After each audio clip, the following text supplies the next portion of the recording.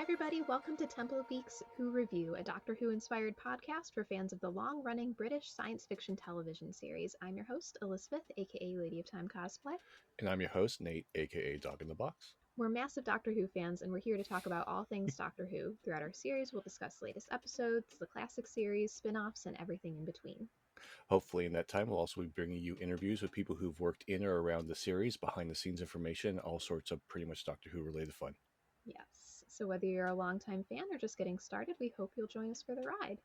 And today we'll be discussing Season 2, Episode 7, Wishworld by Russell T Davies, the first part in the two-part season finale.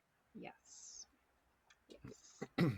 So, I guess, first of all, spoilers. I know we keep saying this, and hopefully anybody who is listening to this has watched it, but again, huge spoilers. I feel like it's less a lot of stuff happens in this episode, but a lot of stuff gets set up in this episode, including some fun surprises. So if you want to go into it unspoiled, pause this, go away, go watch the episode. It's pretty good.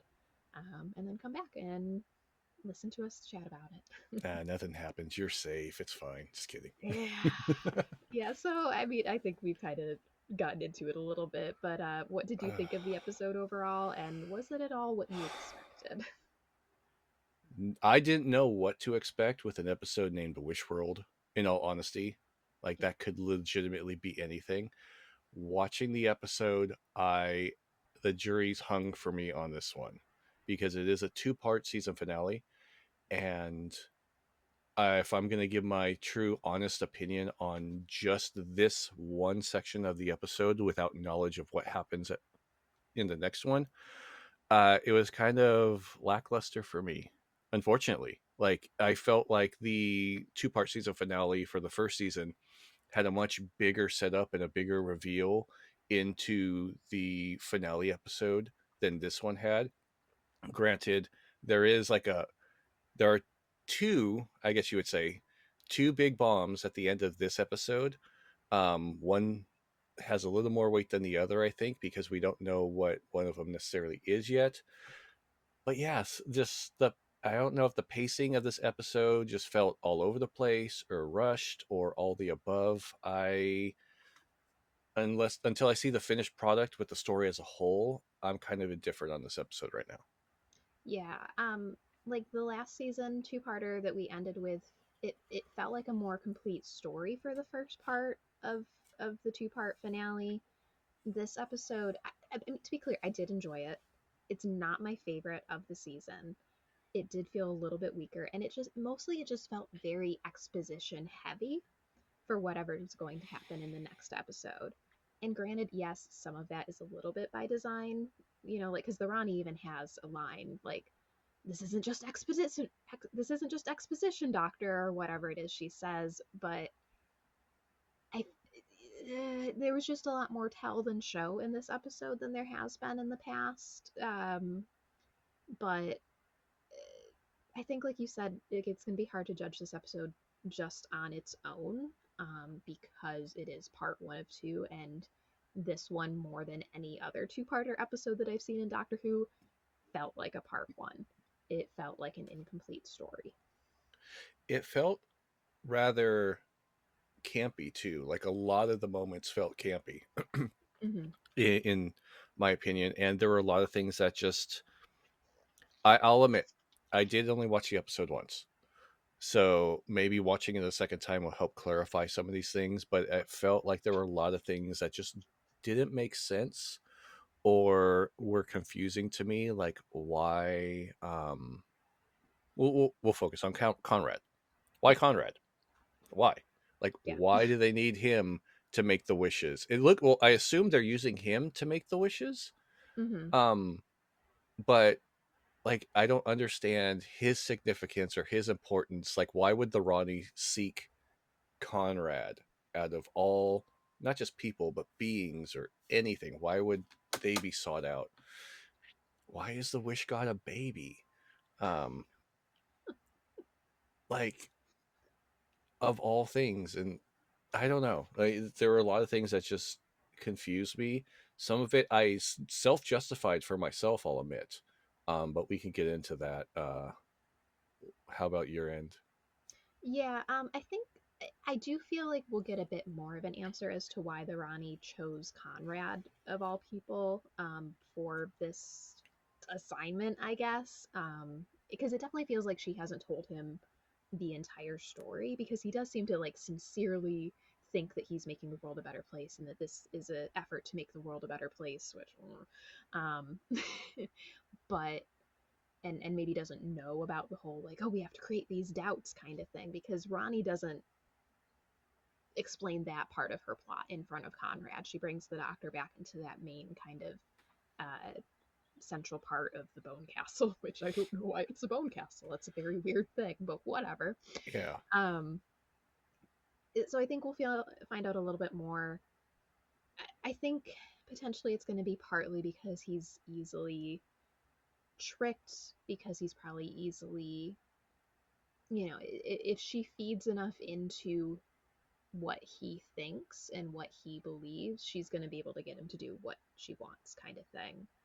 Um, but just I know that the point is that the world that he makes is full of holes, but I'm like, there's a lot of holes, and there's a lot of isms and ists that we find out Conrad is in this, and not that I'm saying that he needs to be racist, but it's weird that he's like sexist and ableist and all those other things, but racism doesn't come into play in his little like, oh, this perfect traditional little world. You know what I mean? Yeah, so that was part of the where I self-justified things for myself because it didn't seem like any of that was pointed out or directly said on screen.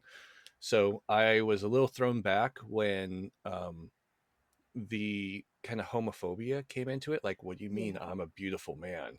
And the whole thing where the wife lives at home and takes care of the kids, and it was like they were doing a whole WandaVision type thing, but with all the negativity of that era as well. And the self justification that I had, where I was like, okay, maybe this is why, and this is why it would make sense if that's the reason, is the Rani. I mean, Conrad might not be a part of this part of the plan, Yeah.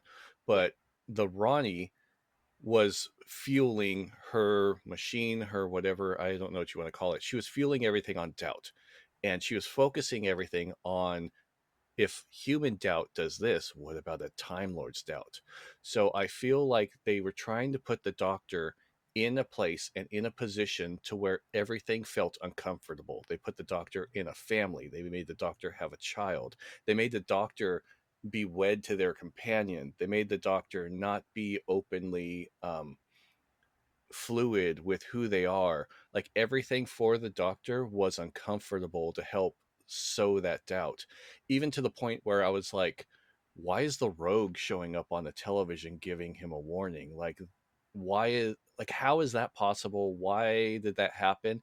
I think that was on purpose to help sow that thread of doubt in the doctor. And I think Mhm. that was all part of the plan. Did they say that on screen? No. Did I just make that up and justify that for myself? Yes. Is it true? Maybe, but I It's don't know because they didn't say it. Yeah. It's just it was just like, again, they don't need to put that in there, but it's just weird that he's got all these like, this is traditional and how it should be, and it like doesn't address the racism part. I don't know. Just because a lot of times people who are like that do also have that. They'll try to say that they're not, but they'll still have that, especially if they're very like, wives should be at home and just, women belong in the house and they shouldn't be working and da da da da da da. Because the other thing that struck me too, especially on rewatch, is like there was the whole reaction to the doctor saying that Colonel Ibrahim was a beautiful man, but like Kate can say that the Ronnie's beautiful, and they're like, eh. I'm like, okay, Yeah. whatever. Um, and I kind of, I do wish that the doctor had caught on a little bit quicker. And maybe we'll see that he did catch on quicker than he let on in the episode, because even the Ronnie says, I don't trust you for a second, so I'm not letting you in here, even though he's still acting confused about everything. Mm. Um, that, or it would have been better to see a little bit more of what the baby's wish, power thing, kiss, whatever, can do to a incredibly smart mind. Because yes, okay, obviously they, you know, brainwash everybody into thinking this is how it's always been and this is great and happy and this is how it should be, kind of thing. But like, the Doctor's brain is not human. He is not from Earth. They didn't fob watch him. He's still, you know, a Time Lord. I don't know. That was just one part where I was like, I feel like he should have caught on a little bit sooner. But we'll see. We'll see how stuff gets explained next week, I guess. But also, like, what's the timeline for all of this? I know we already discussed that maybe Miss Flood was being seen out of order in the series. Excuse me. I know we had discussed how Miss Flood might have been seen out of order in the series. That's a possibility. But, like, all of a sudden, we're just in this pocket universe. Like, when did this occur? How did Like the how? Rani find out that this child was? I mean, I guess that was way in the past, so they knew when. But, like, so are we? Is it, I guess, now the lore or mythos or whatever that the Pantheon gods are born of mortal flesh, and they, I don't know, like the whole, like, this is, you know, the seventh son of the seventh son. And first I was thinking this was like, first I was thinking, oh, okay, they're gonna make like a seven dwarves type joke or something. That's legitimately what I thought was going to happen before they just, you know, showed that the child was like the god of wishes or whatever. Yeah. But like, obviously the Rani is able to utilize the child's power by, I guess, just kissing it on the forehead and blowing your wish out. I don't know Yeah. why that's a thing, but Because that was the other thing. Like, I didn't get a chance to rewatch the Ronnie's episodes like I wanted to before we recorded this podcast. But from what I remember and what I've read online, she's been very science focused in the past. So it's weird to me how quickly she was like, yeah, okay, let's use this myth stuff that's all of a sudden real. I mean, I guess like she's got to use the tools that she has, but it's just like, I'm like, for her to like so wholeheartedly embrace, like, I can kiss this baby's forehead and make a wish and it'll come true, just felt strange to me in a way. But I also think there's more to her plan than just that baby. So well, the wishes that she made too when she turned the mother into, I think, lilies, like petals or violets, whatever, violets. because her name was Violet. Okay. She turned the mother into violets and then everyone else into ducks. That those seemed like very like Missy traits to me. Yes, she's very Missy in a way, even down to the like the dancing too. I was like, Ronnie, have you been hanging out with Missy? Because dang. Oh Because man, I half expected her to be Belinda, because one of the things she did in her episode, in her premiere episode, was actually the Seventh Doctor's first episode. And in the episode, he regenerates and he's got like amnesia from it. And the Ronnie dressed up as Mel to try oh to yeah, get information out of the Doctor. So I kind of thought that's what we were in for. But maybe we'll see that next week. I don't know. yeah. Could be fun. So in regards to, and I'm not like an expert on the Rani and Yeah. everything that she is, but I do know that she is, yes, she is very scientific, but she's also very experimental. Mhm. So maybe when she found out about the gods or the Pantheon or whatever, she wanted to just, because she would destroy a whole, she'd be willing to destroy a whole race just for the sake of experimentation to find Right. out if you could do something or if something works. So maybe that's what's driving this. The part that I'm confused about still is why, what's the title Omega? And that we're So dropping another one of the bombs in here. Sorry, spoilers. Get your ass out of here if you haven't left made it already. this far, dang.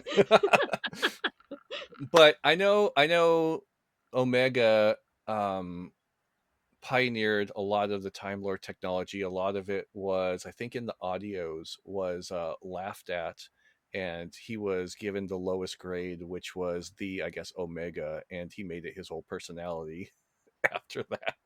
Something like that. I'm not certain. Correct me if I'm wrong. But why is she trying to bring Omega back? Like, I don't understand what the link is between them. Yeah, so Omega is like one of the founding, and it's been a hot minute since I've watched The Three Doctors, which is one of the episodes that he features in.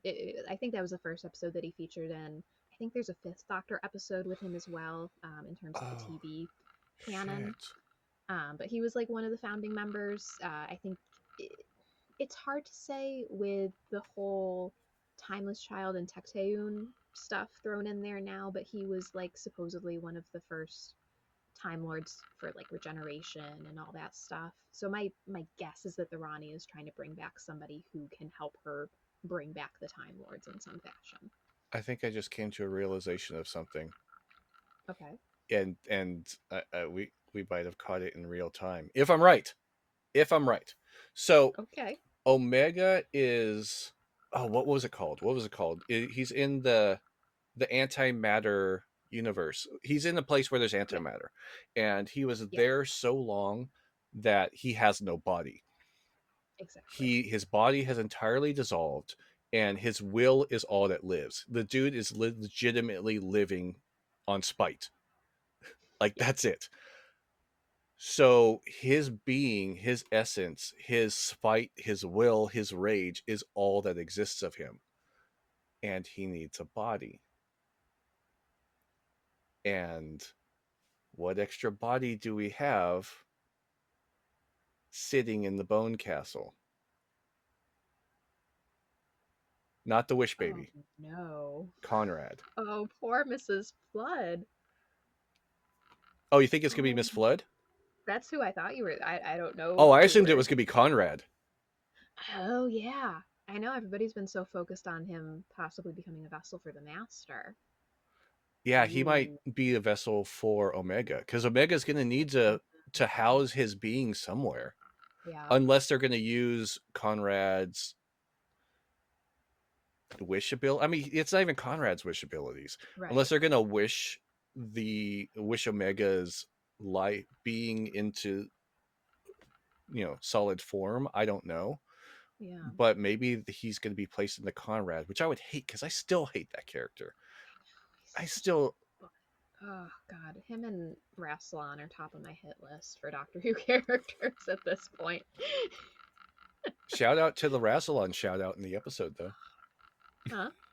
I said shout out to the Rassilon shout out in the episode though. Yeah, that was fun.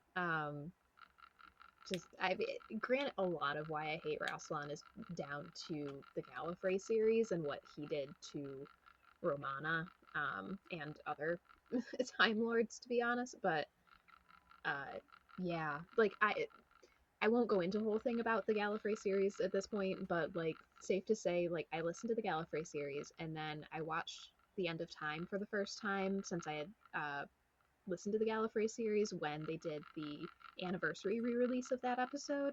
And like I didn't realize how much more I hated Rassilon until his face popped up on the screen. I'm like, ooh, I want to punch you.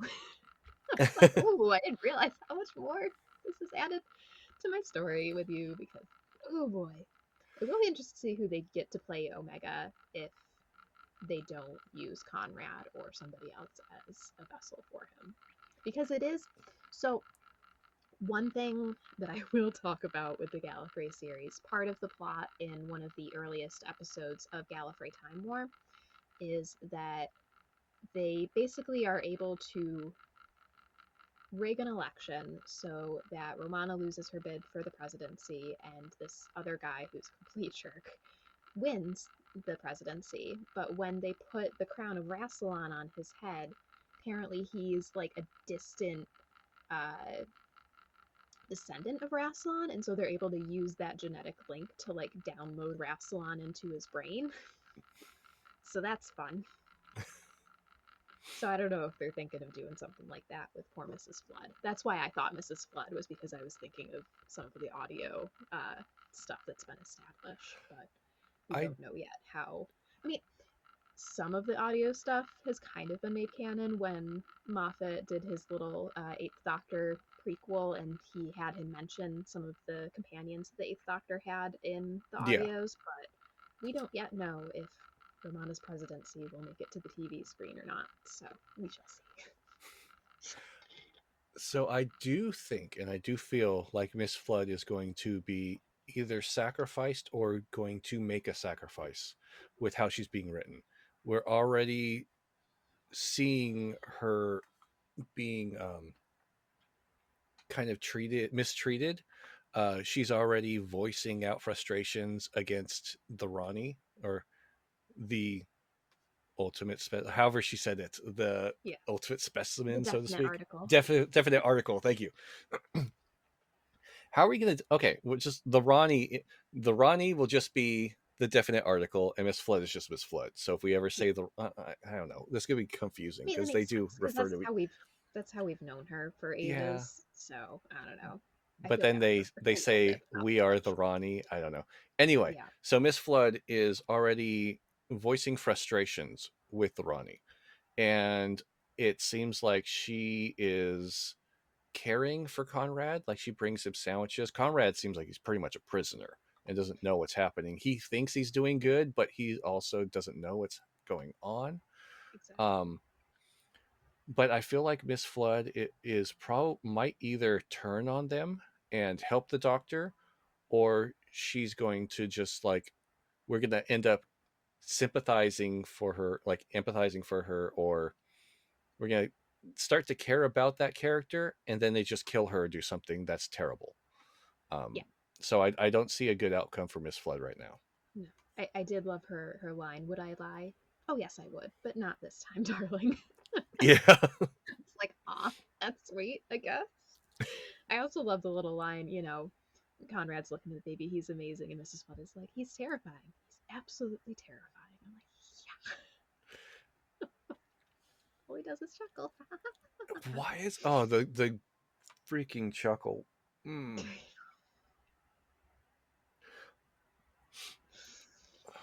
Also, why does the Pantheon all have they maybe I forgot, maybe I missed it. But why do they all have that same melody? I Like don't know.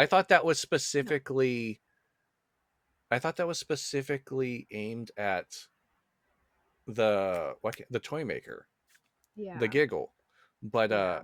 it's unless they unless that was something that just evolved as Davies was writing the scripts, like, oh, I need something to mark them, I'll just use the melody for this. Maybe that was a thing. Maybe. I'm looking, I can't remember what the exact phrasing of it was, so I'm just double checking that really quick.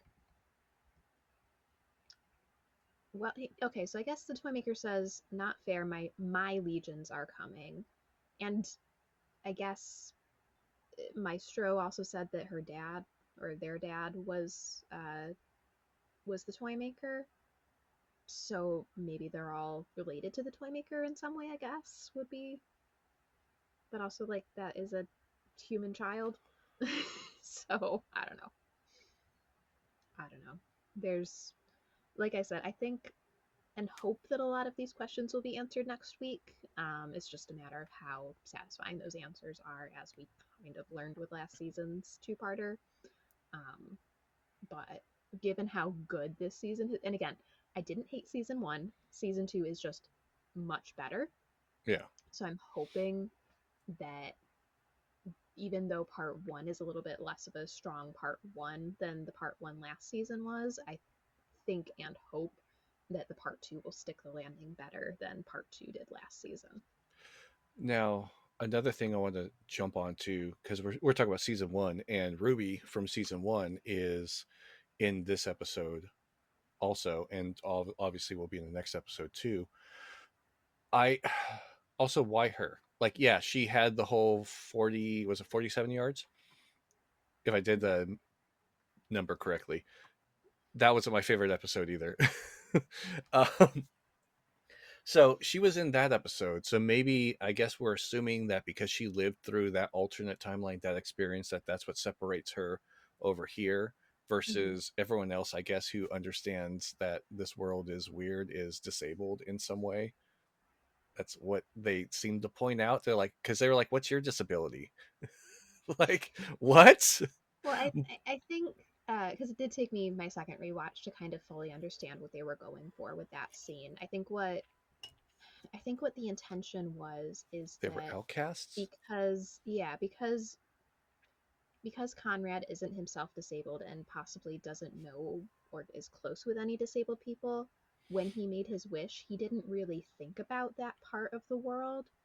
And so even though even though he didn't like directly think about them, that didn't mean that they got erased. It just means that they kind of exist in a weird limbo where they're not as affected by the wish. They're just not Is included is my in. understanding. Yeah. I will Um, say I did laugh at I gotta look at it because I did write the line down. Um, Ruby says, "What can you tell from the sound of his voice?" And the guy says, "Yes, because being blind gives you magical powers." And in my notes, I wrote, "Shots fired at Matt Murdock."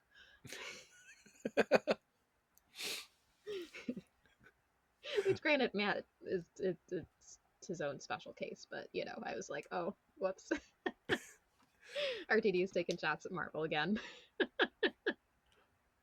so with Ruby, Hmm. um, I guess they had to use Ruby. That was another thing that was uncomfortable, was they needed to like bring the doctor to sow doubt. They needed to bring the doctor face to face with someone that was trying to like test their faith in the reality or whatever. But part of me also, again, I'm gonna harp on this the same way I harped on Lucky Day, is I feel like Ruby took away from Belinda again. Like Hmm. Ruby was giving off more main character energy in this episode than Belinda, because Belinda was just this compliant housewife. And um Apart I, from her running to the forest to scream, which is a mood. it is a mood. It was really kind of, I don't know, not off-putting, but it felt, I got it. I kind of understood it, but it also felt kind of out of place too, because it felt more extreme than what they were building it up to be for her to go out and scream. Yeah. But she, So I I don't think know. I wish I think Belinda was more prominent and more important in driving the story forward, because I felt like she was part of the story that was holding the doctor back in this alternate reality. yeah, for sure. I do think that part of her like kind of little breakdown that we saw is because we saw her as such an independent person. Like, yeah, she had to, live with other people, but she talked about and she talked about her family a lot, but she was so good at her job. And then, like, in this alternate reality, she's just reduced to, like, oh, I gotta cook and clean and go shopping and take care of the baby. And probably some part of her brain is screaming, like, oh my God, I hate this kind of thing.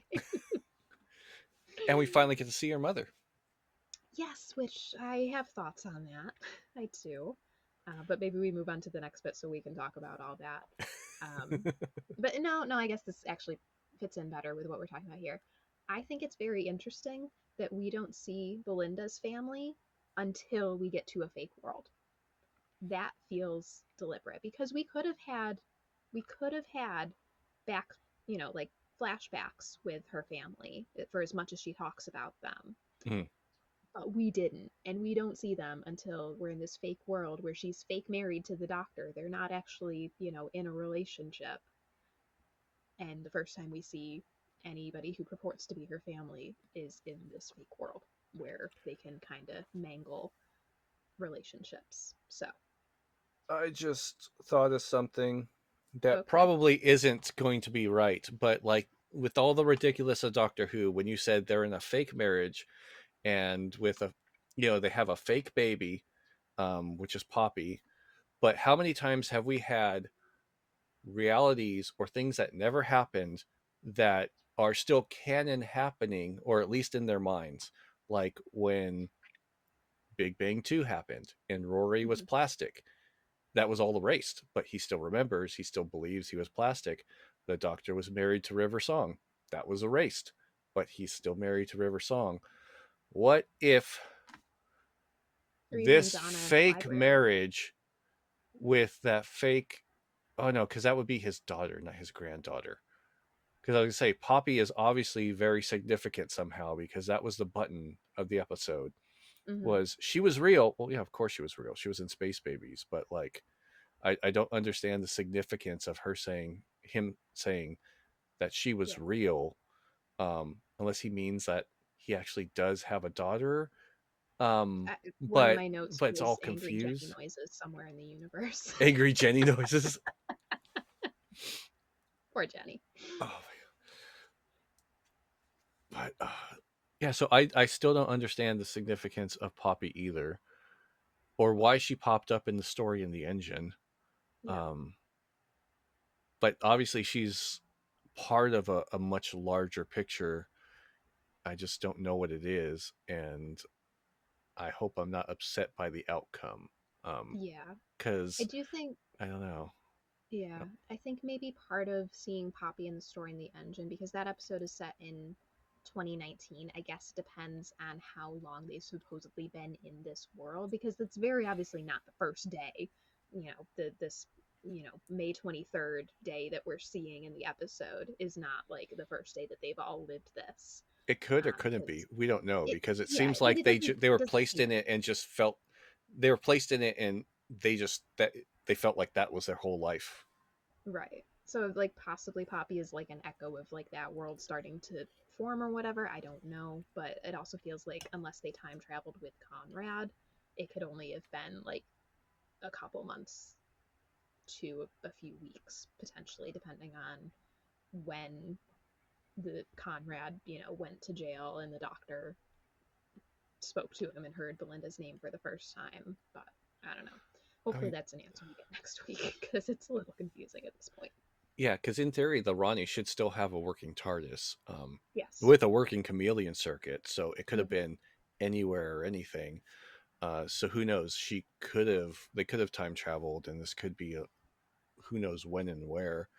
But there are a lot of things I don't understand in this episode, at least not quite yet. I know. Um, but yeah, so I mean, I do want to, because again, I liked the episode. I just didn't feel it was very strong for a part one. It's obviously a part one, but what are some like standout moments and performances for you for this episode? There was I don't remember it.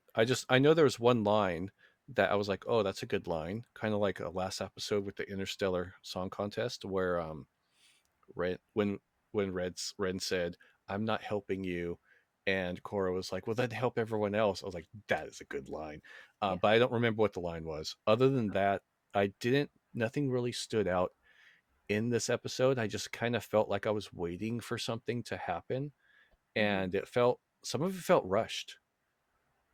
Like I feel like they were putting a little too much into building up this whole last minute story, um, which I know is not last minute. Everything has been building up to this, but to fill everything into one half of an episode, maybe this should have been a three-parter. I don't know. Yeah. Maybe there wasn't enough for it to be a three-parter, but I do feel like there was a lot trying to be crammed into this one, that Mm. it fell short in certain ways. I get what you mean. Yeah, because there, I feel like we got a lot. Because last season, the part one partly answered some questions. This one didn't really answer any questions at all. I think is part of it.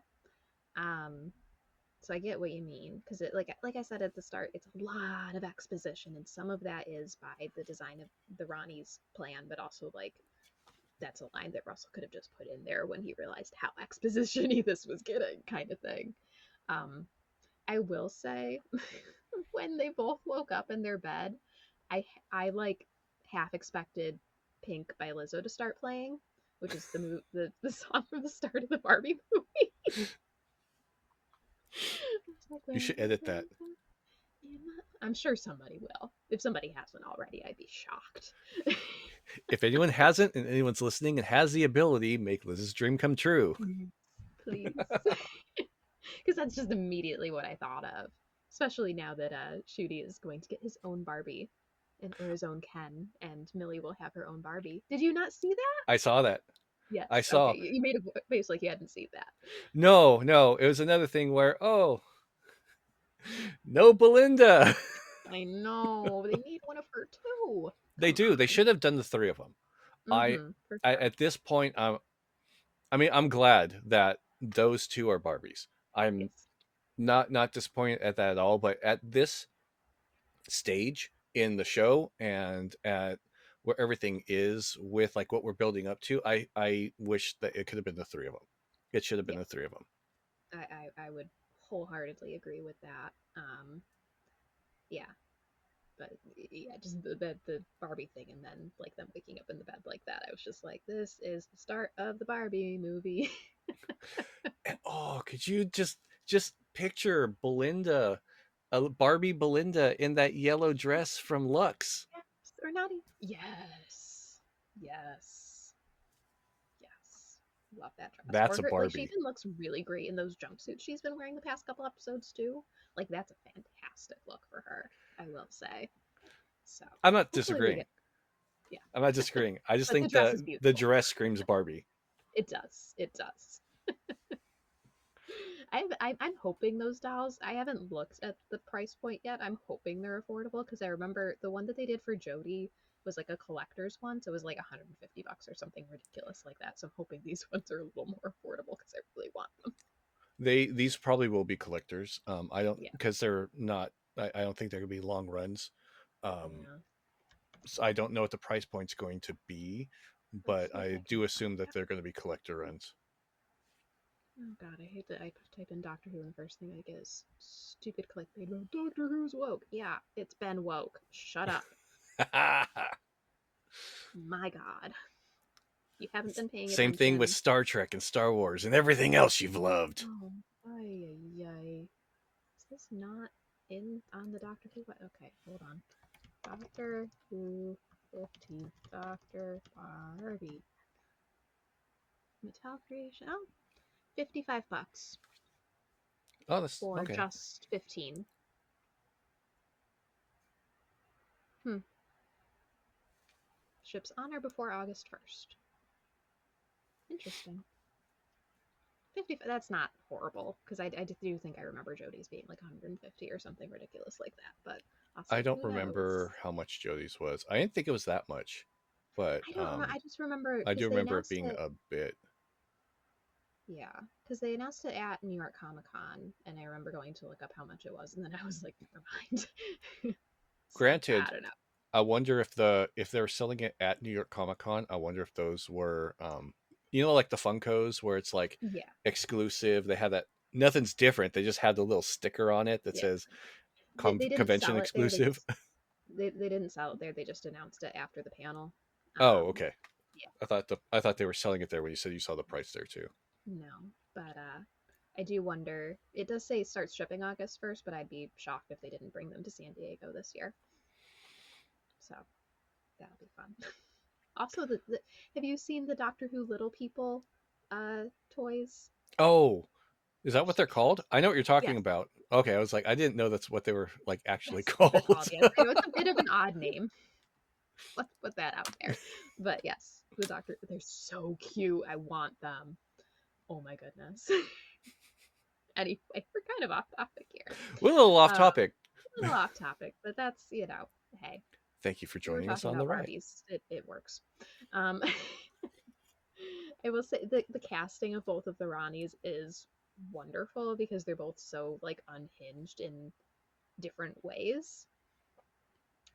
I really loved the one little scene that we got of Mrs. Flood like making Conrad the sandwich, and she's like snip, bloody snip, and and then of course she's like, So I'm very interested to see what she does next episode because clearly this was her plan to start with because she was taking all those Vindicator readings and everything, but like she seems to not be happy with the direction that it's been taking. So Yeah. I don't know But what also, her like, plan is why she here. have to feed Conrad? Why? I don't He's I got a don't wish know. baby. Why can't he Yeah, just wish for a banquet? Or I don't know. why is he stuck in there? Why can't he just wish for them to like everything's perfect and I'm the king and then that's Yeah, it? Like, yeah, and like, yeah, and Mister's like, oh, it's so much thinking, and sometimes I forget about the weather. I'm like, yeah, because maybe taking care of people and governing is a lot more complicated than you think, Mister Little Conspiracy Theorist. oh, you know what? I didn't even think about this. What if the wishes break down over time and that's why he constantly Oh, has to work on it? oh, that's a good point. And Or that's did he why, just like, remember this is oh, I how the forgot potion? about the weather.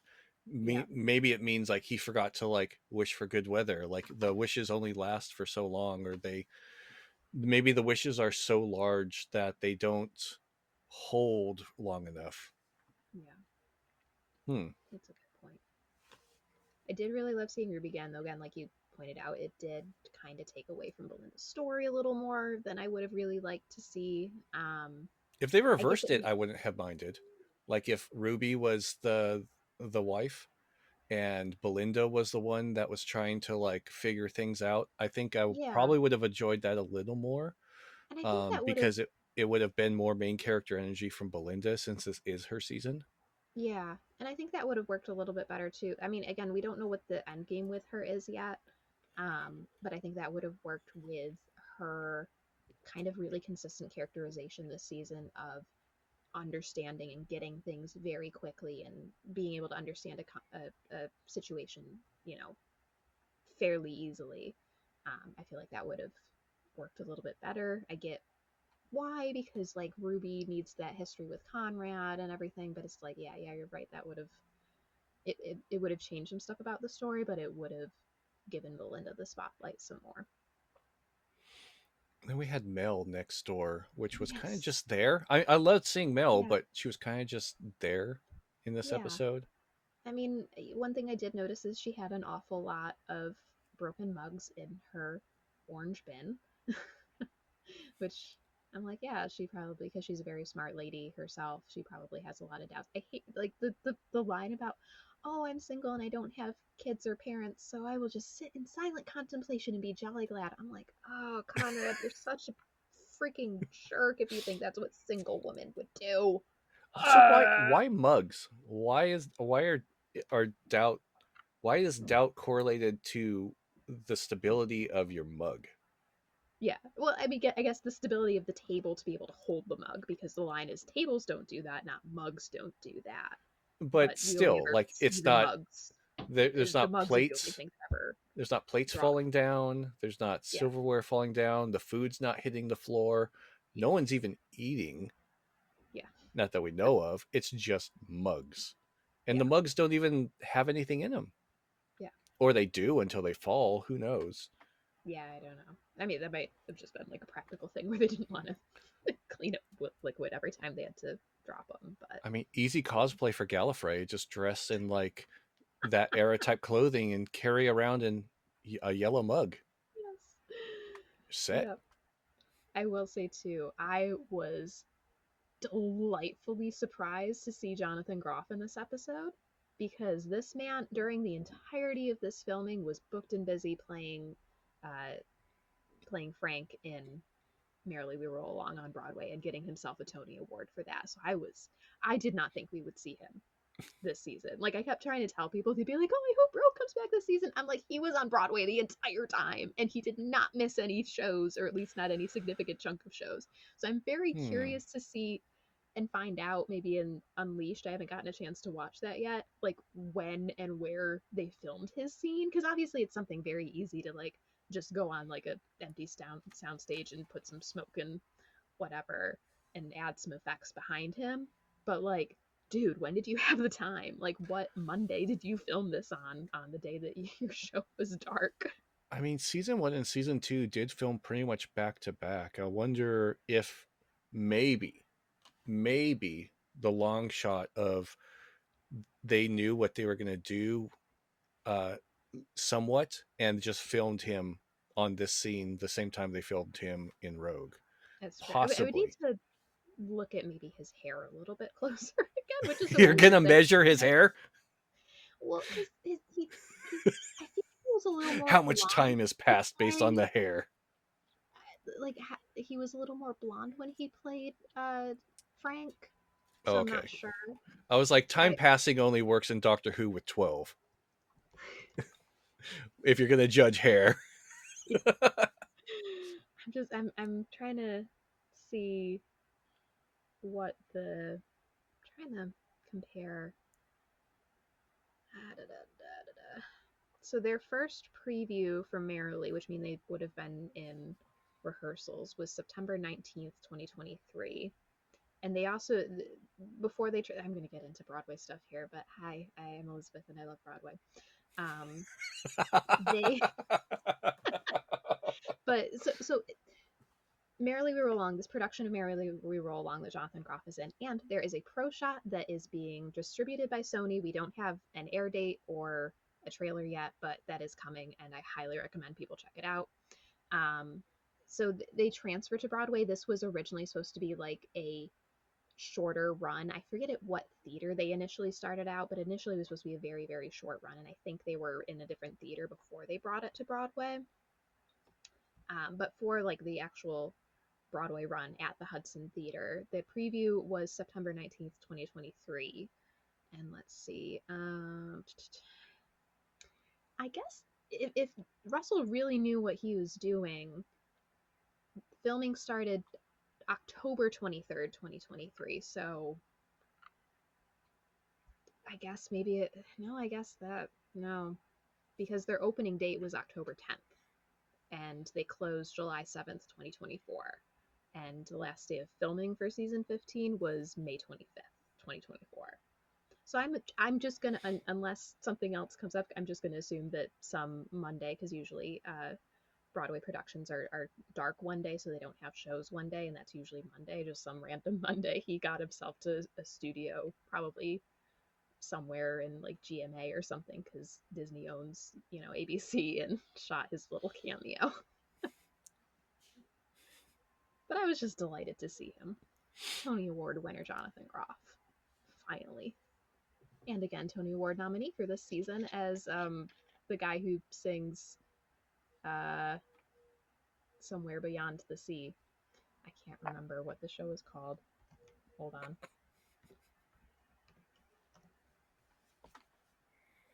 Because he got Tony nominated again for this. It's a bio musical about Bobby Darin. It's called Just in Time, and it's a Circle in the Square Theater, and he's Tony nominated for that. Thank you for You got your attending Broadway Elizabeth's lesson of the Broadway day. Detours. Yes. So again, I'll be very interested to see when and how they filmed his little cameo, because at least, like, it's nice to see him and it's nice to bring that character in for the Doctor again. But dude's busy. Yeah. Dude's real busy. Because I don't think he had much downtime between Merrily closing I mean, because it is something that they would just put on the screen and like they'd know what he would say, so the Doctor can just react to it. He might have filmed it after he was done with Merrily and before he started rehearsals for I want to call it We Live in Time, but that's the Andrew Garfield movie, before he started rehearsals for this Broadway show. But it was just nice to see him. So I want to bridge into, because you wanted to bring it up later, what were your thoughts on Belinda's mother? Because it seemed like you had some opinions on. I mean, that's just her. kind of what I said after I said, oh, maybe I'll come back to this later, Oh, and then okay. decided to get to it. That is just that I don't think that her family is real. I still think I no longer think she's Susan after what, because unless Russell is like on purpose pulling a Luke and Leia, which would be really weird to do, I don't think his intention is that she's Susan after he had them fake married, because that's weird. Yeah. But That'd be fair. I do think that possibly she is a time lady that has been fob watched, and I think that possibly she might be Romana, because so again, in more niche Doctor Who stuff, back in the day, Back in my day. not even back in my day, I was not even close to being alive. Tom Baker and Lalla Ward, and she plays Romana too in the classic series, and they were also briefly married, for anybody who doesn't know, which is a fun little fact. Anyway, And for anyone who also doesn't know, Romana 2 as a number 2, not also. yes, Romana number 2, because yeah, she was the second one to play Romana in the series. For whatever reason, the Doctor and Belinda's little domestic life or whatever kind of reminded me of the computer commercials that Tom and Lala did, like in character as the Doctor and Romana. I'm not familiar If with you've those. seen them, maybe you'll understand what I'm saying. If not, Okay. you can go look them up. But it just gave me that feeling for some reason. That might be me reaching because I want Romana back. Because part of me thinks it would be ridiculously hilarious. Because like kind of the joke has been like, oh, the joke has been, oh, for so long every single mystery woman Doctor Who is either the Rani or Susan, and then we got them both in the same episode. And Yeah. so I think it would be funny if we added Romana in there too. So that is my thought. That is my thought because I don't think it's a mistake that she knew the word TARDIS without being told. I don't think that, well, let's go home to Gallifrey, even though she was told the word Gallifrey, let's go home to Gallifrey. That specific wording was not on Then why don't purpose. we just go home? Yeah. Still think something is up with her. I just no longer think that she's Susan unless Russell is really messing with everybody and pulling a reverse Luke and Leia where he knows exactly what the relationship is going to be and made it weird on purpose. Yeah. Unless they're trying to make Poppy Susan, which I think would still be weird, Yeah, considering she was in the Space Babies episode, right. and time people are kind of supposed to, in theory, know the presence of another Time Lord, even if they don't fully know who they are. I, The funny thing is like in another we're gonna keep getting into weird niche corners of Doctor Who here.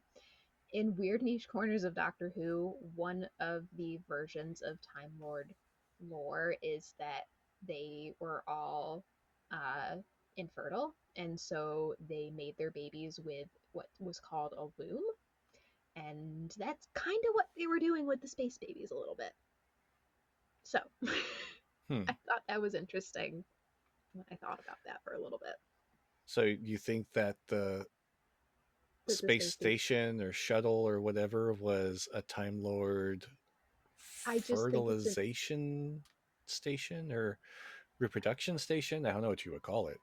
potentially. I mean, it's a really weird and niche part of Doctor Who lore, like to the point where the book that it originates in is like heavily out of print, and like it's really expensive to get a like print version copy that isn't like bootlegged of this book.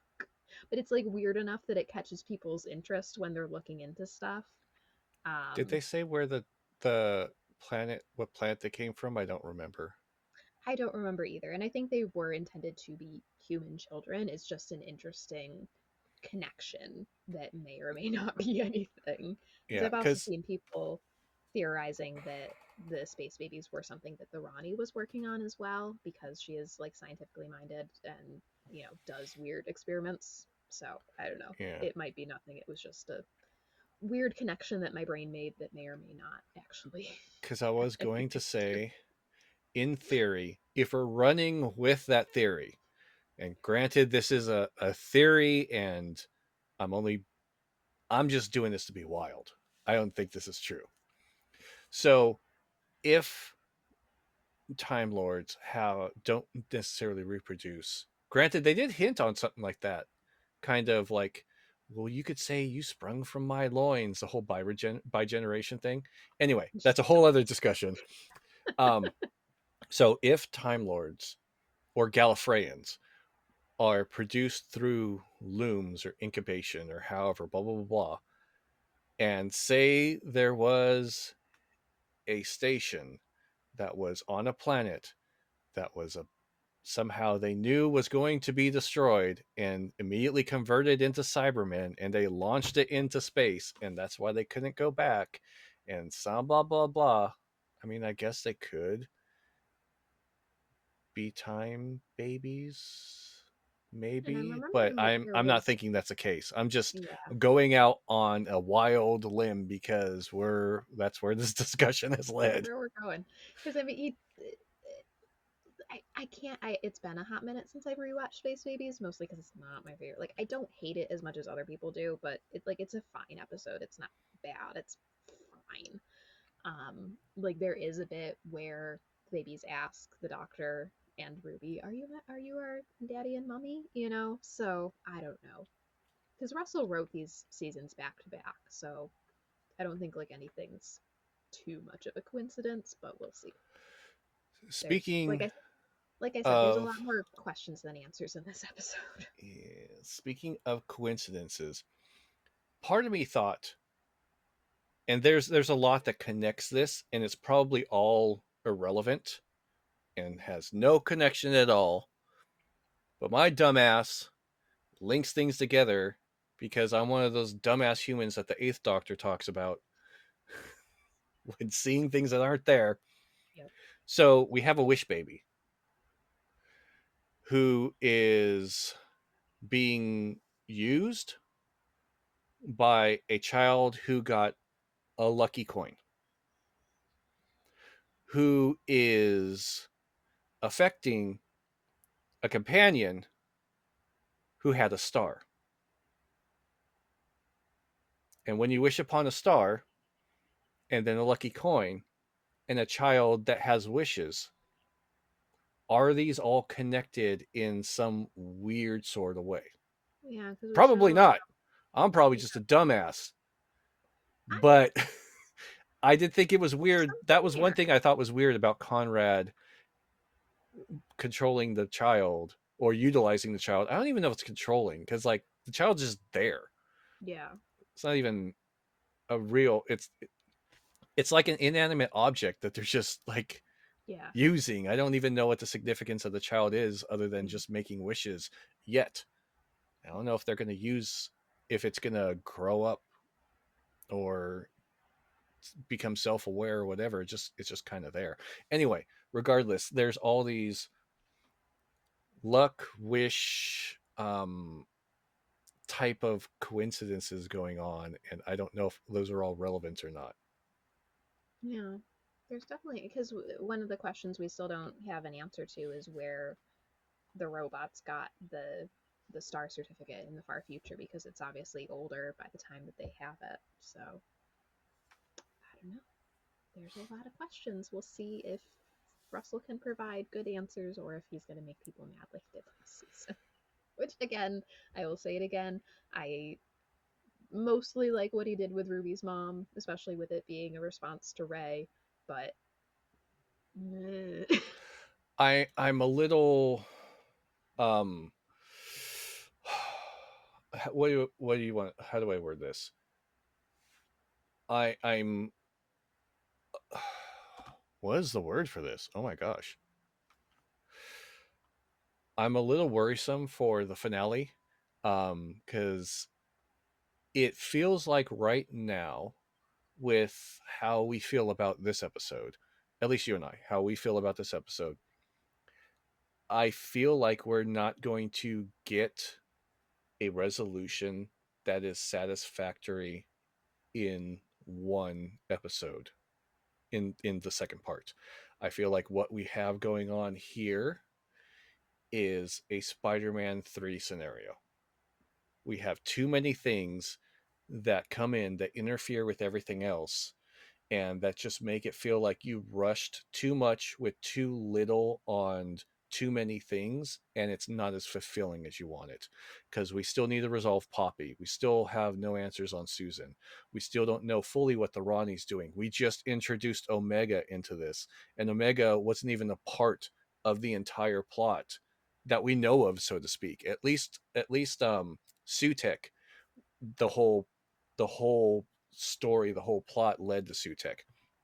The Rani led us to Omega. Um, the whole involvement of Conrad, the Wish Baby.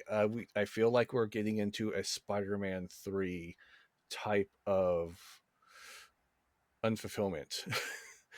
I don't I don't want to say that's going to happen, and that's no offense to Davies or anyone else in the show because I love the show and everything they've done with the season. But currently, I don't know how they're going to tie this up with a nice little bow and make it fulfilling. yeah, that's completely fair because there is a lot of moving pieces on the board at this point, and I don't think we're getting a Christmas special this year unless they film it real quick. Yeah.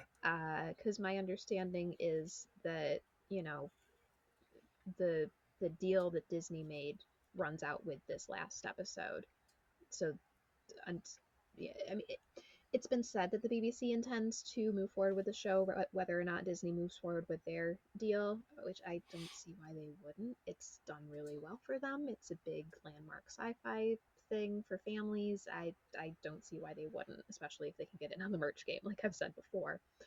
Um, but they don't have a Christmas season film or a Christmas episode filmed for this year, as far as I am aware, unless they were really sneaky. And I feel like this is like that would be like impossible to pull off.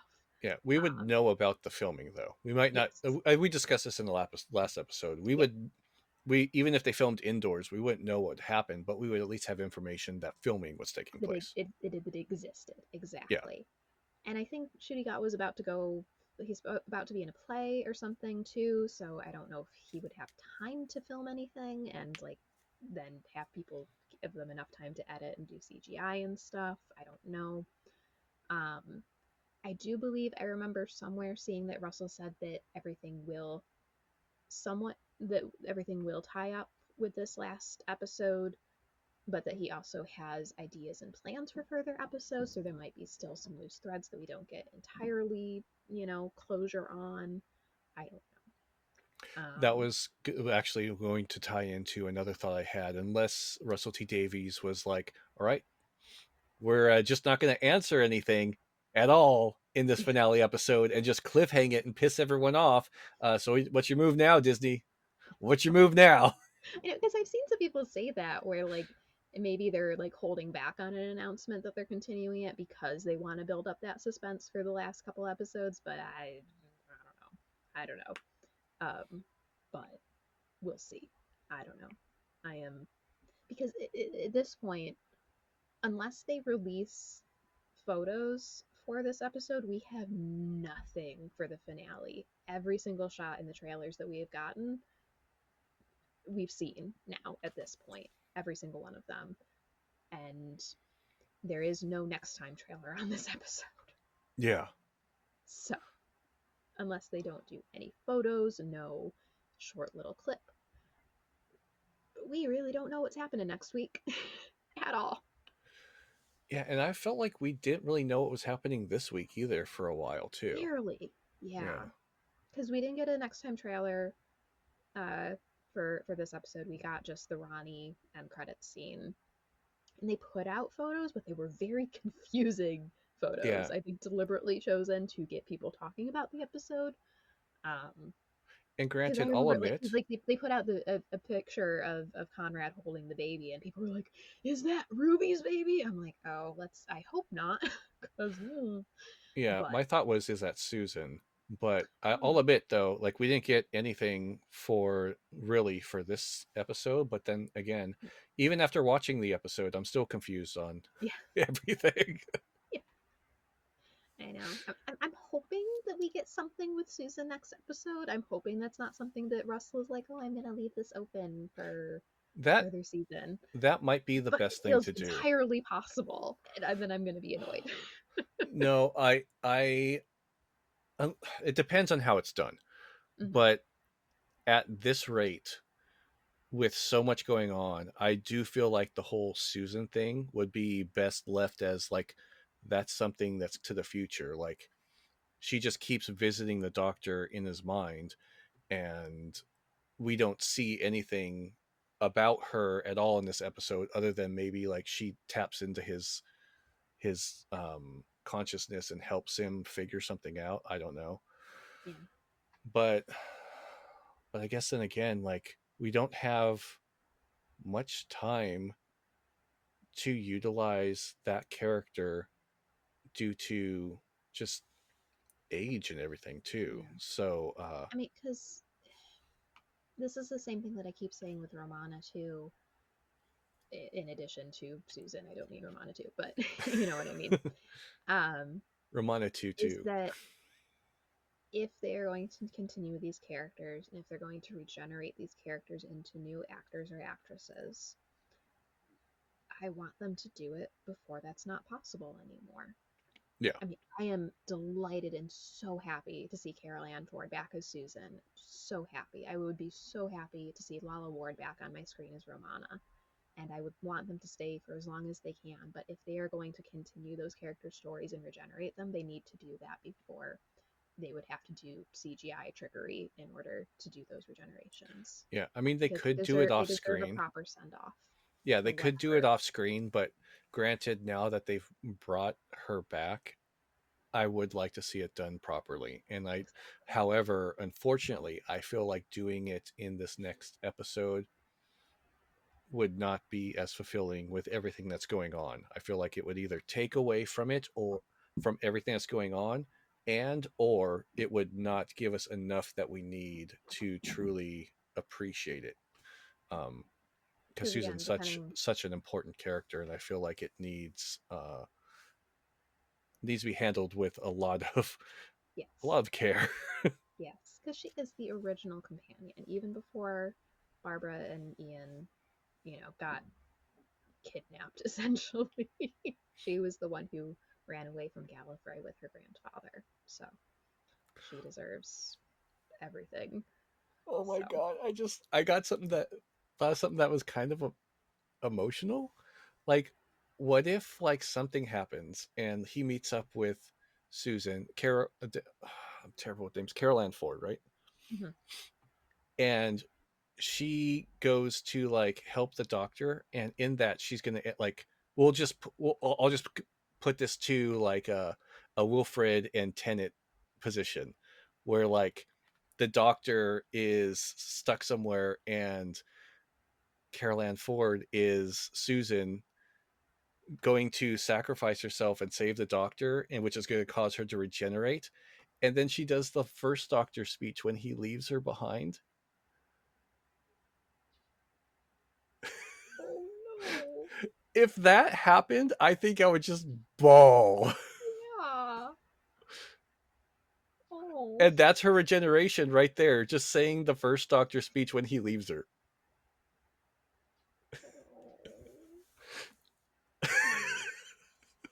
If we don't get that, I might be disappointed now. Yeah.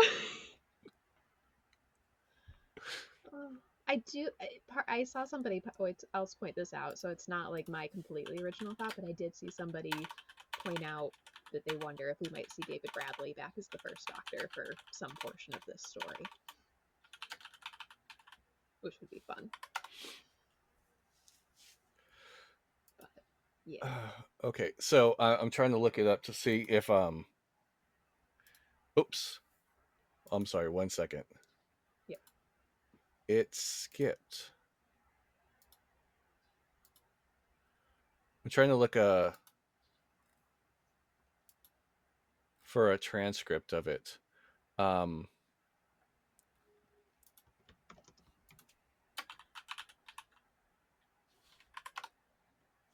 For his goodbye speech.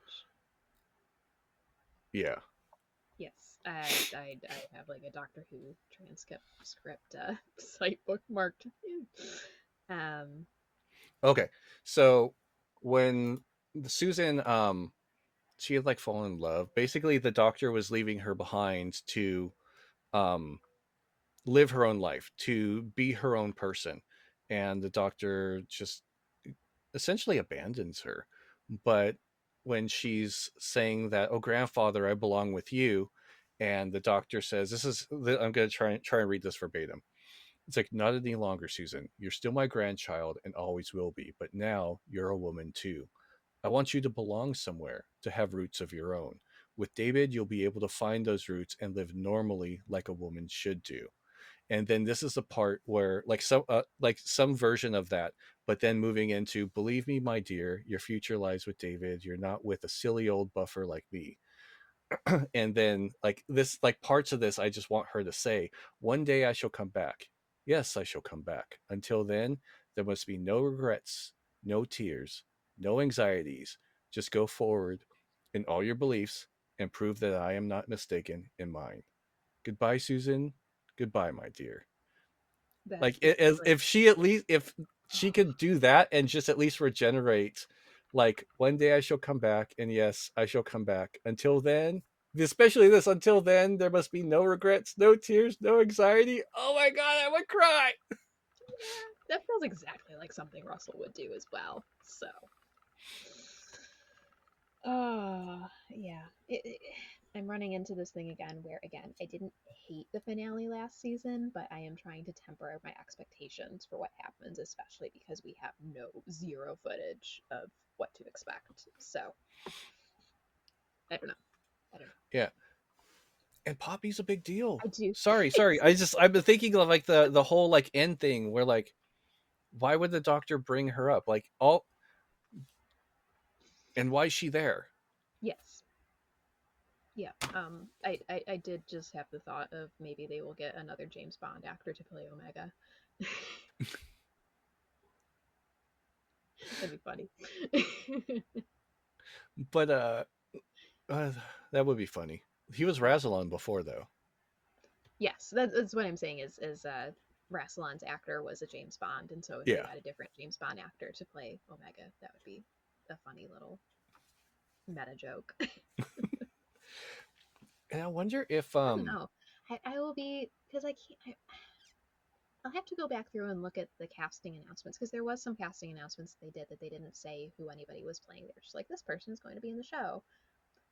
Um, so I want to go back and look and see if there are any of those where they didn't say who they were playing and process of then elimination. Like we yeah, haven't seen them yeah, yet. yeah, exactly. Because Yeah, because otherwise, I'm trying to think. they announced I forget her name, and so forgive me. The Rani, Hmm. she was announced a long time ago, Yeah, um, but just she'll be as playing a villain. a villain. Granted, Yeah, at the time. yeah. So Hmm. I don't know.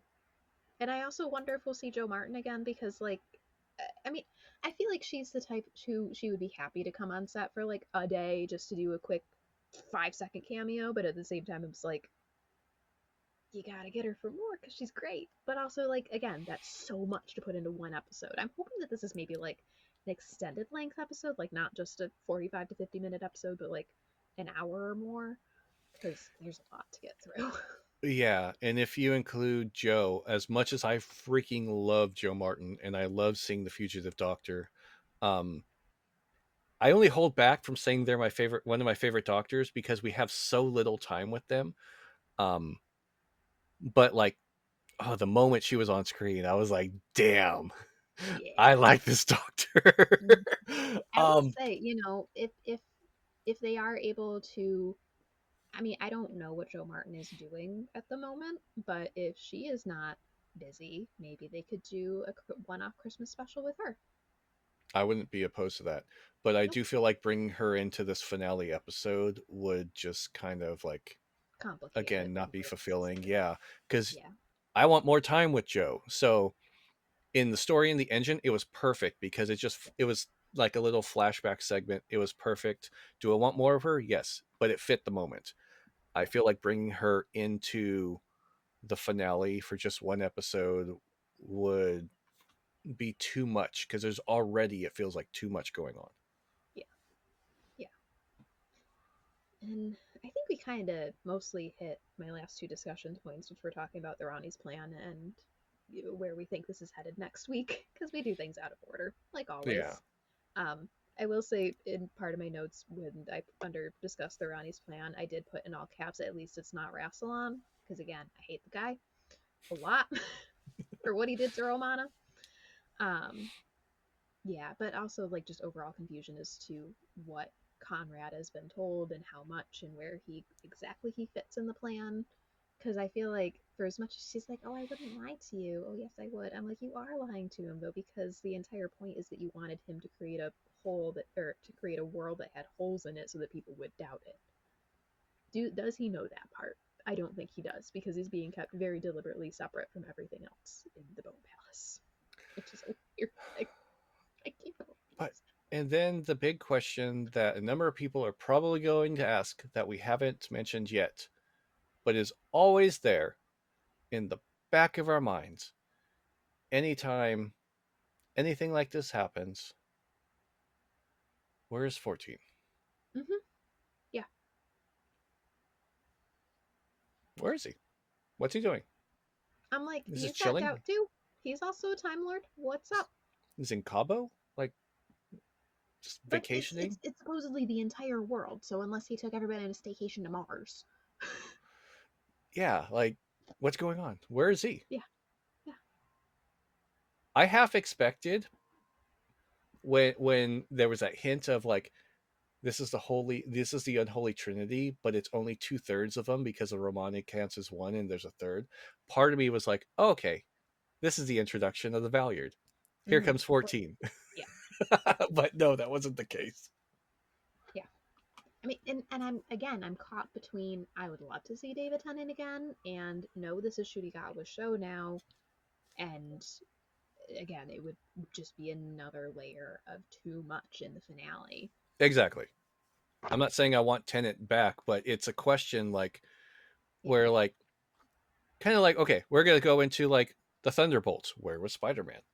yeah. Where was Well, at least everyone else? Thunderbolts was a quick enough thing that I can understand that he didn't show up. He I more so want to know where Peter is during Daredevil, but you know. Yeah, but like it's one of those things where you ask the question because something occurs in the universe that they're taking place that they're in. Yeah, Where is this person? Like I don't know. yeah. I don't know. It's because it would have been fun even if we just got like a little glimpse of him, like in the back on a different desk in the United, whatever the insurance thing was Uh, that they made Unit into. yes and no. I feel Or even like we could have even seen. I mean, I guess the whole thing is, I shudder to think what, like, I don't know what Conrad would have done with Rose, unfortunately. Um, but I'm like, Rose and Donna also work for Unit, but I guess Donna's married, so that means she's at home and she's probably hating that. So I don't know. yeah, and then I mean, there's just a lot of loose ends. I'm not saying that Tennant should have been in the episode or needs to come back, unless he's the Valyard, which is his rightful place in the show now. Um, I will stand on that. But it's one of those big loopholes, like or Yeah, plot holes where it's just like whenever something happens, where is this other Time Lord that would naturally jump up and help the existence of the world? yeah. Um, I don't want Because him to like, come yeah, back. sure. No offense to him Yeah, because it's 15's it's Judy's show now, yeah, but it's always a question. yeah. And I'm sure it might be one that Big Finish answers at some point, but at the same time, it's like, no, this is something that should be somewhat addressed. Yeah, Like, you can't just like have by generation and then just not deal with the consequences because he's somewhere. I don't know. I don't know. that would We'll you see. know what would be hilarious, and I think I'm all for this. It'd be freaking hilarious if they had a YouTube short. Yes, bring back the YouTube shorts. If there's a YouTube short of 14 just vacationing, just doing things, just sitting on the beach in Cabo, and like these bone things are just crawling, like walking over the sky, like everything's going wrong. And he's like, damn, that sucks to be the doctor right now. And then just keeps carrying on with their life. It's like, Or huh, even just something I'm like glad I don't have to how, deal with that anymore. just even something how, like, kind of the joke in The Runaway Bride was that Donna just, like, missed everything. Maybe he's just somehow missing everything. I don't know. That's But uncharacteristic of the doctor, it, though. I think it would be more hilarious if the doctor was fully aware of what was happening and be like, "Damn, it sucks to not be my you right problem. now." Yeah, Well, there's some interesting skeletons walking. Yeah, no, not my problem. He's dealt with living skeletons before. It's not his problem anymore. exactly. And I mean both in the library episode and in one of my favorite big finishes with him and Donna. But yeah, I don't know. Like I said, I think this episode has more questions than answers, and there's a lot to get through next week. Yeah, Um, for sure. I'm looking forward to it. I do think that it's possible for Russell to stick this ending. Um, but I'd be lying if I said I wasn't a little worried with how many threads there are to tie up. Yeah, I think we both feel the same way on that. Yeah, especially with not knowing for certain what the show's future is. Like, even if, yes, the BBC is continuing to, has intentions to continue the show regardless of what Disney does, um, you know, Yeah, especially and because we're there's in for because the only reason we got two seasons back to back so quick is because they filmed them back to back. mhm. We're in like we probably won't get Doctor Who in 2026 unless it's like way at the end of the year. And we gosh, we have to, I guess, it, acknowledge the elephant in the room as far as are we going to see a regeneration in this episode I hope too? not. I I hope not know. either. I love him I'm so much. rapidly loving more and more Ncuti's Doctor, Yeah. but with the uncertainties of when we're going to film, who's going to be filming it, how long it'll take between now and the next season that we get, is Ncuti going to come back for it, or are they just going to He's have him regenerate so that whenever they do get around to filming again, they can just start over, yeah. with whomever it is? That way, Ncuti doesn't have to be locked into something that is so up in the air right now. I don't know. I don't Yeah. want him to regenerate, but will he? Who knows? You know, because he is such like a rising star. Like he is an incredibly gifted actor, and he is going to do some amazing things in his career. I just know it. Um, like I'm really excited because the next movie that he's in also is like, I mean, I like Benedict Cumberbatch, but I love Olivia Colman, and I am so excited that they're all in a movie together. I think it's called The Roses, I think is what it's called, and it's like loosely based on the War of the Roses, but like modern day. I'm not Hmm. entirely sure. It looks fun. I'm very much looking forward to that movie. Um, but yeah, it's hard because he's gonna be so booked and busy because he's just so incredible that it's gonna be difficult to nail it down for him to come back unless they've already discussed contracts. I mean, I think Russell said that he has started work on scripts, even though budget wise they're not entirely sure what'll happen yet. But I really hope Ncuti stays because I love him a lot. Yeah, I'm wanting him to stay, but if everything's up in the air, it it just how are they going to schedule everything? And it's unfair to Judy as an actor to just be on hold and not know when this is going to occur, or have him. I don't know. I mean, I guess it could work, but it does bring to the table the question of, are they just going to have him openly regenerate, and we don't see who they regenerate into until the series comes back, or how Yeah, they're going to handle it? because that was the intention with how they shot Jodie's regeneration. That was a potential thing where they weren't sure about the future of the show at that point. So they shot it in a way that would be easy for them to go back and, because it was all on green screen, just recreate the shot so that they could do the regeneration scene. And that's what they wound up doing. It wound up being David Tennant, obviously, but it wasn't filmed like other regenerations in the past where they had one actor on set and then they swapped them out like they did for like 10 to 11 and 11 to 12. They were shot on weeks if not months apart. I'm So still upset with that regeneration, because why was he not wearing 13's clothes? I Why also was want to Tennant know not wearing why. 13's clothes? I I need that in my life. I know. Also, why do the female Time Lords keep regenerating with makeup on? Why? That's not close. It, I don't understand. Oh yeah, didn't that happen to the one sergeant or whatever on Gallifrey? Uh huh.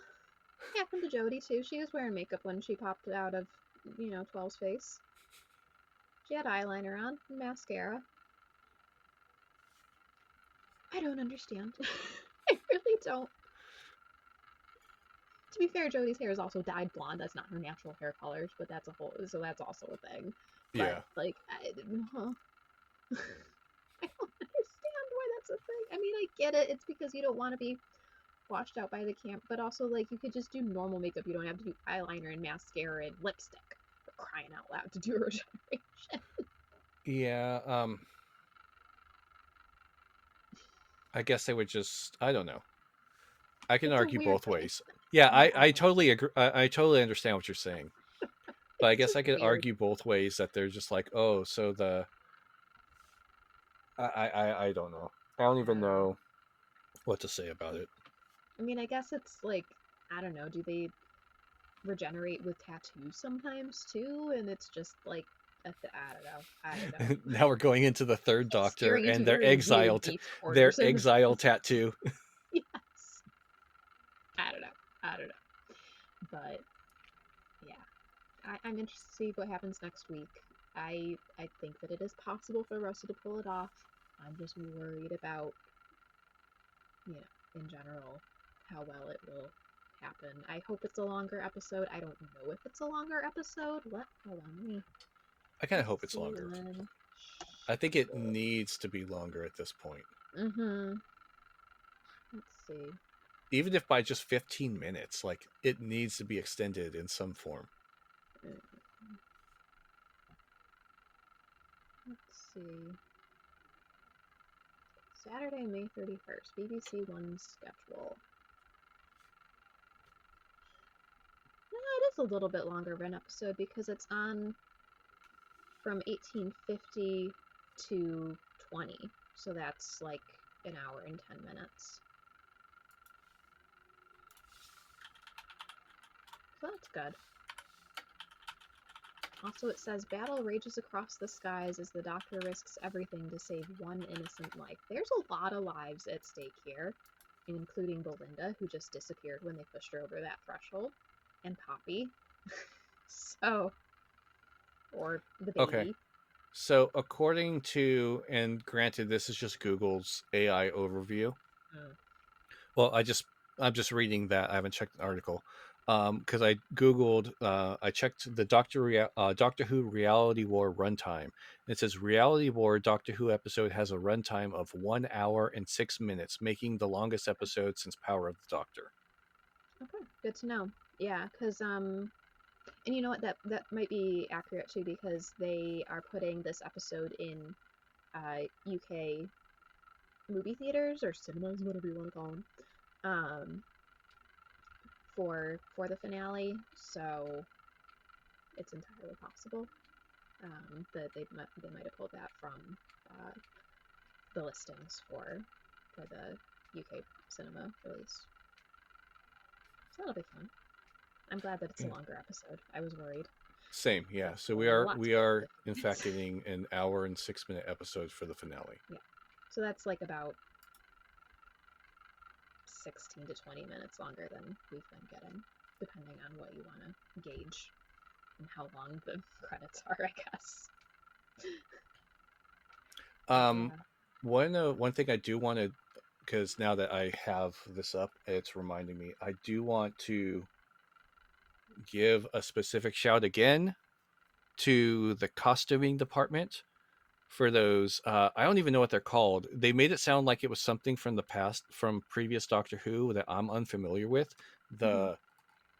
The Yeah, thingies. they I were forgot creepy. she gave them a proper name, and I don't remember what it is. But they looked like they had like those like when you go They for an belonged in a optometry Lady. exam, and they They had like.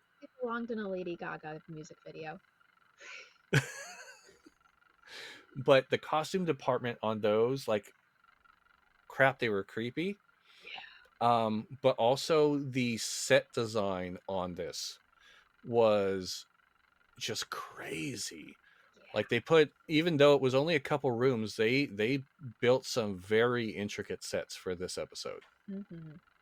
Especially the reworking of the unit set too, I thought was really cool as well. Where, because you can tell it's the same set, just redecorated for Yeah.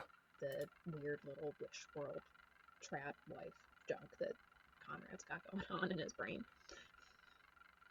Oh. I Another thing I was still confused on. Maybe you could help me because I don't remember. Again, only watched it one time. What was the point of the Vindicator again? I know she put it on the clock, but like, why did she need it? I don't know why she put it on the clock, but the Vindicator was able to boost the Wish baby's powers. Because there's a line that she says, Oh, that's right. if, That's right. That's right. yeah, yeah, It yeah. like brought time and space and I don't know. They had that whole the graphic of like everything Yeah, circling yeah, yeah. around.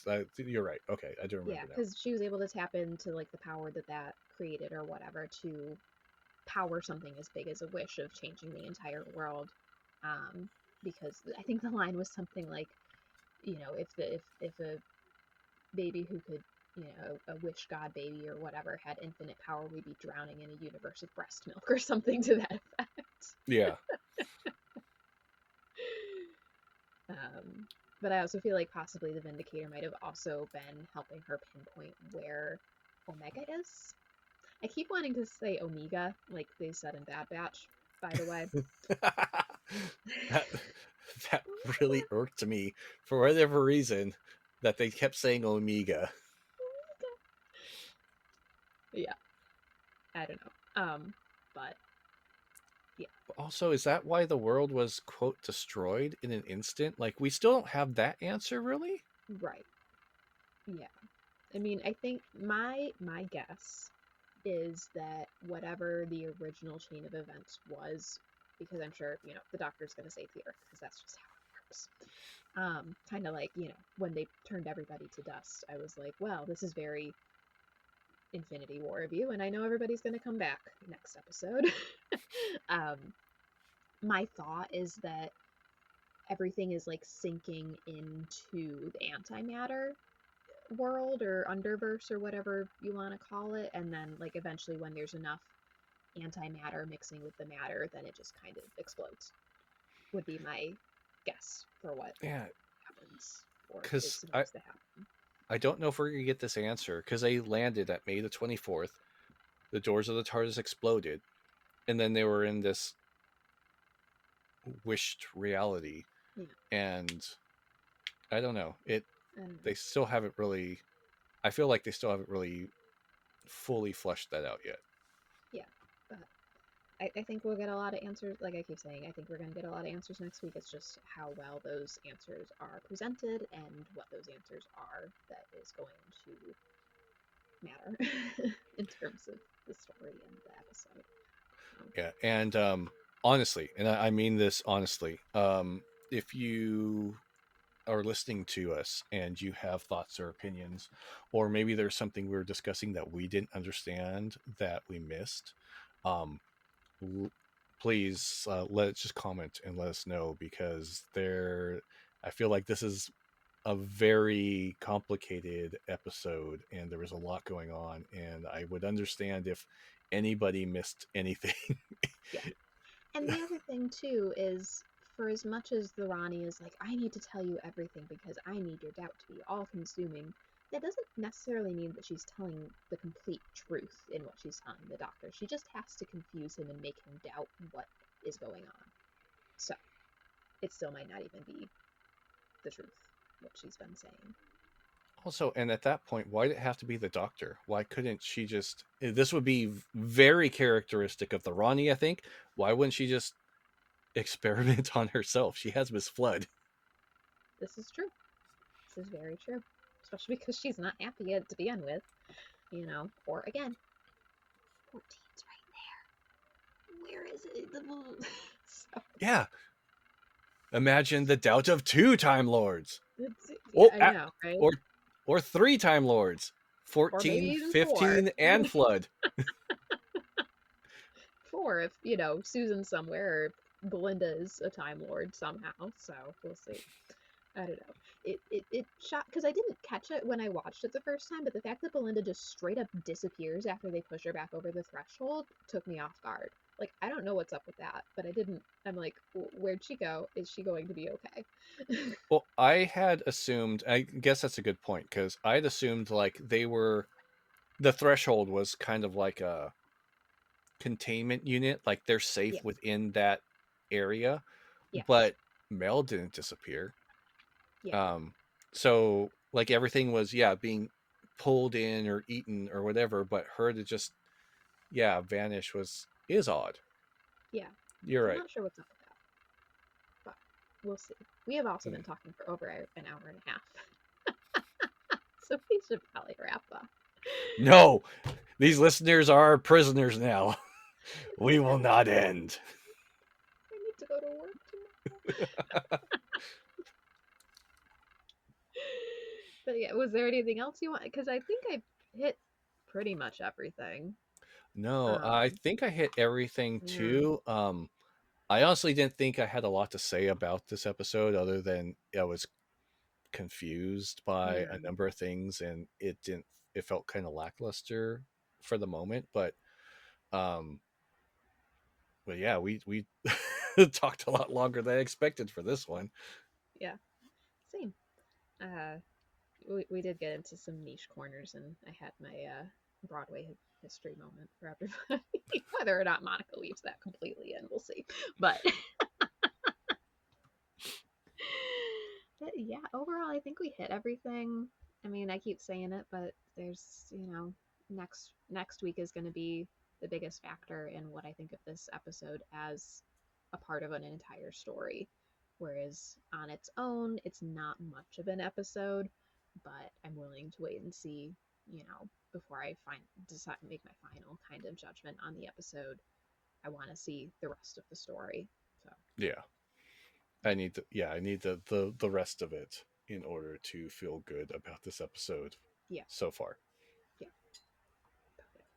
Mostly I'm just interested who they get to play Omega. Oh, one other thing I want to say, because we were talking about the Omega. possibility of the Doctor regenerating.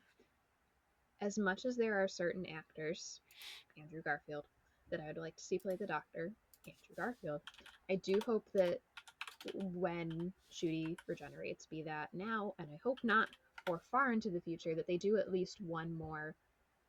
This is not maybe not the best way to put it, but non-traditional casting of the Doctor. So like not a white man.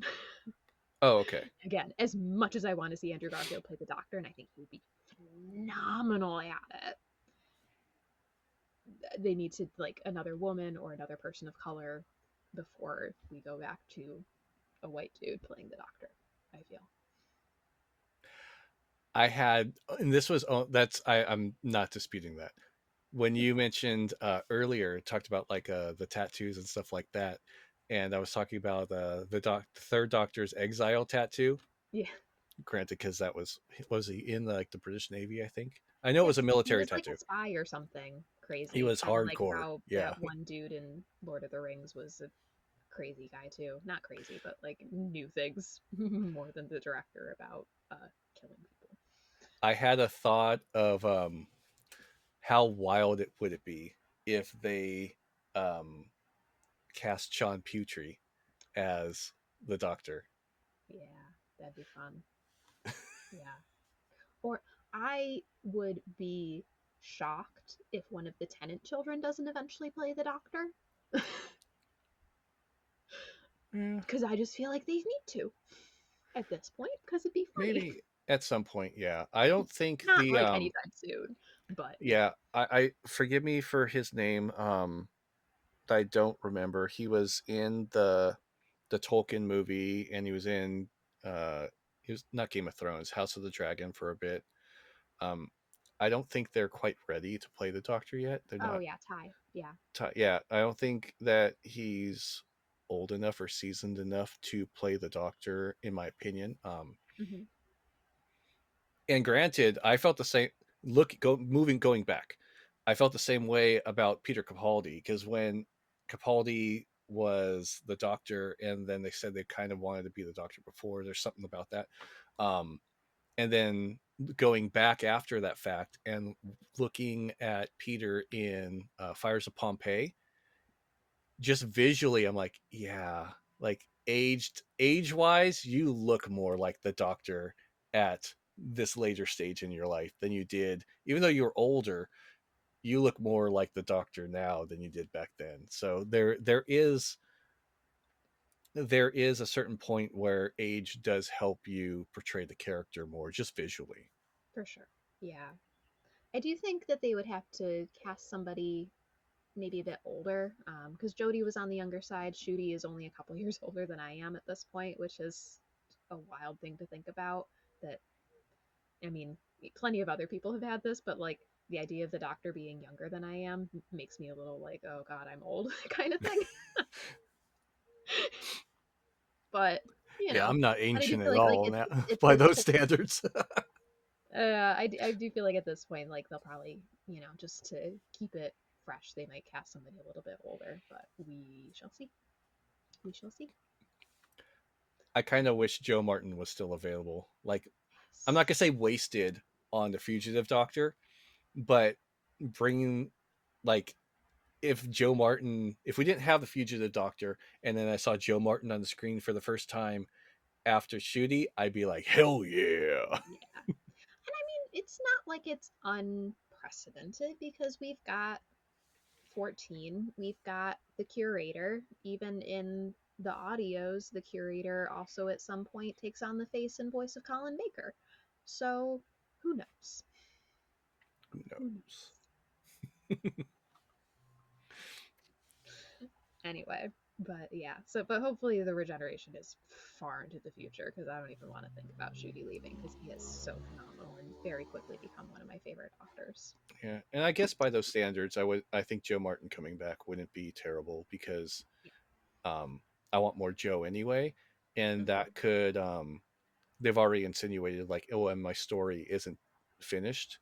Yes. The Joe Martin 16th Doctor, not Fugitive Doctor, could go on in a self exploration of who they were and what they're missing and things like that. So maybe that wouldn't be a bad idea to see Joe Yeah. come back after Or Ncuti. even I mean, not to take away from Big Finish's thunder, but if there is a need to do another gap, because my thought is that we won't see the war between the land and the sea, which is like the length of a Taylor Swift song title sometimes.